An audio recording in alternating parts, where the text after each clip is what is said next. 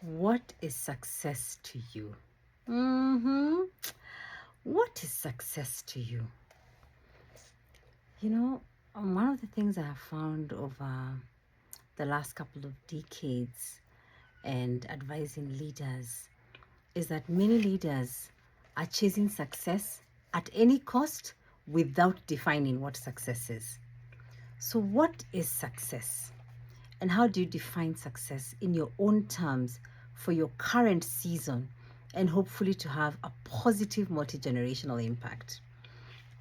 So, as you know, I'm loving my reading spree, and I'm reading this book, Win at Work, Succeed at Life, by Michael Yatt and Megan Yatt, husband and wife. So, I'm fascinated by, how couples also work together and how they can truly win both at work and life. And I was reflecting on these questions that when you define the win at work, I think you need to consider these questions. What is my unique contribution? What is that only you can do? What is that you are signed up for, employed to solve? What's that contribution? Don't forget, and that unique contribution is what are the things that only you can do? What are the problems that you are hired to solve? What is it that you really need to be doing? So remember to starve those distractions and challenge yourself to see, is the problem I was hired for, has it changed? Has it morphed? Has it transformed? And am I still solving an older problem? And I should be upskilling and upgrading to actually solve the next problem. Which of my activities drive the biggest results? I remember one time I did a bit of a SWOT assessment, which is a thing that we encourage you to do when you come through our programs. And in this leadership circle, I remember some leaders telling me they had never done a SWOT analysis for themselves. And we have a specific breakthrough way of doing it. And so I remember one time when I was employed, actually going to my boss and asking him to give me some insights on, what is it that he considers to be my strength and what does he consider to be a weakness. And he said something that just, I was there excited, happy to hear that he'll tell me this is a strength, this is what I'm doing well. And then he said, I think you're overdoing your strengths and it's now becoming a weakness. I was like, what? And it's true. I was using a specific skill set which I had been winning with in my previous role, but I had now been promoted to a director level, and I was still behaving like a senior manager because that's what I was really good at. And so it got me to think about when leadership shifts happen, you have to shift inside out. And so he then told me which are some activities which he felt I was wasting time. He said it graciously, and what he would prefer I spend my time on. So imagine having the courage to actually go and ask your boss. I think it's a thing you could actually consider. So, where do my skills and abilities best match my passions and interests? When I think about my skills, my abilities, how does that connect to what I really love to do, what I'm really interested in? And where do I want to be in my career 3 years from now?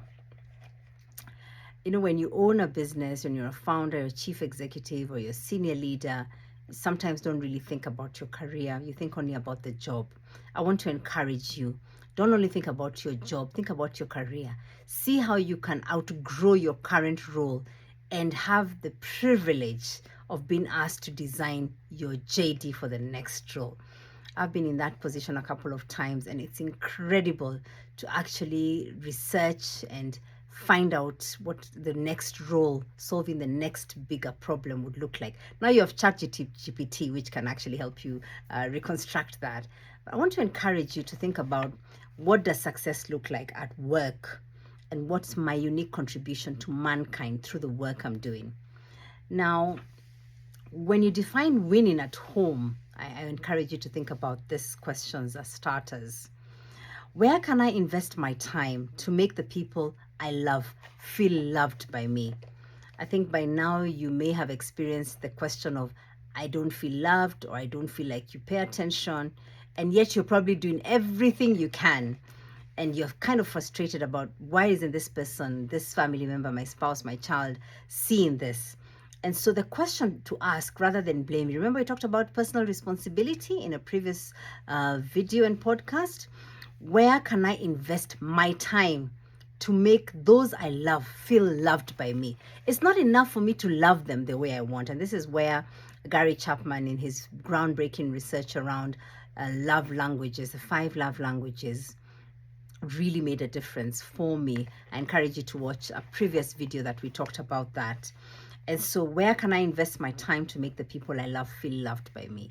So first, list those people that you love and ask yourself, when do they tell you, wow, I feel so loved, that was so great, what a great evening? How do I want to be remembered by the people who matter the most to me?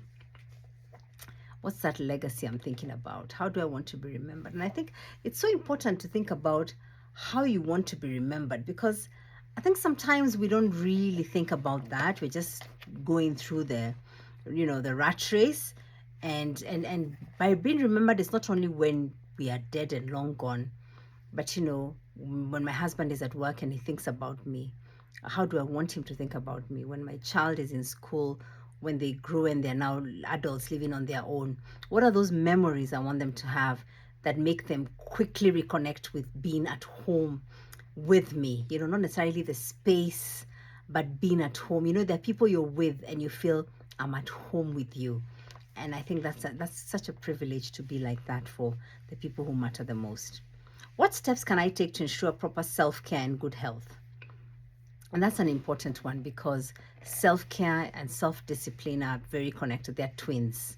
So don't think you can have self-care and you don't have self-discipline.